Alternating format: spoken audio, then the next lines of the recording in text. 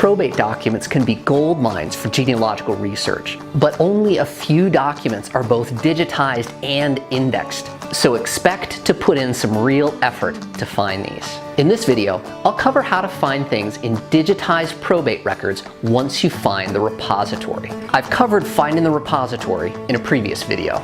Short version of this video. First, not every death results in a probate record.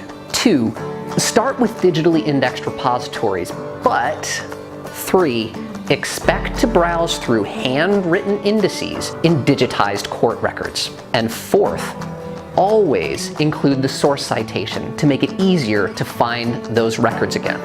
Before we get too far, it's really important to remind yourself that not every death results in a probate record. For example, a person who lived hand to mouth isn't going to make out a will. Also, wills made out by people without debts or real estate might not need to be recorded with the county court. The executor could just distribute the assets. So with that in mind, start your search on Ancestry.com or another site where probate records are digitally indexed by the name of the decedent.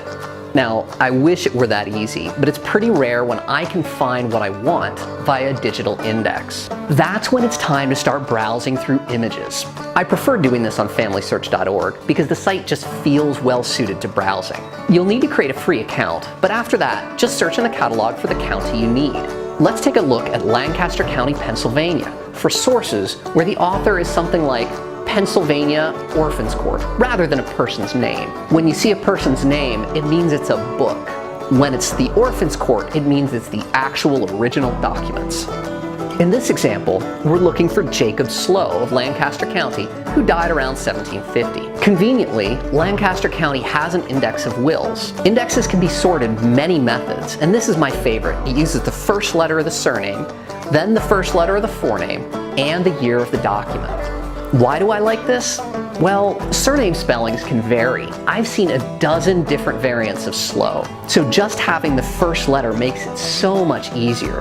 I find the J's, and there's Jacob from 1750. I note down the book and the page, that's Book A, page 204.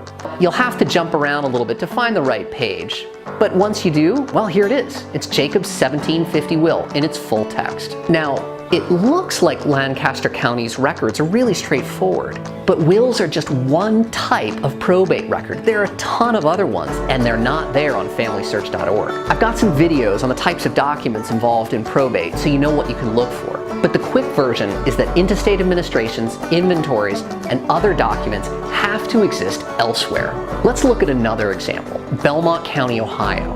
This has a much bigger list of documents than in Lancaster County, and the index is much more complicated than in Lancaster. The case number here is really important. Belmont County put most probate records into files grouped by decedent. The wills are still recorded chronologically in books like they were in Lancaster County. My final point, if you're extracting images from FamilySearch.org to add to your tree on another site, for example, I bring them over to Ancestry.com, there's a really critical step you don't want to forget. When you copy the image, make sure you also copy the citation text in the information tab at the bottom of the screen and include that in the metadata of the image. For example, there's a description field for images on Ancestry.com, and I put that information right there. If you forget to do this and you have any need to revisit the documents, you'll have to go browsing through FamilySearch again, find a thing in the index, etc., etc. It's a lot faster if you've got that citation because you can just click a link. I hope you enjoyed this 5-minute genealogy video. Please subscribe to my channel and give a thumbs up. If you've got any feedback or suggestions, please leave them in the comments.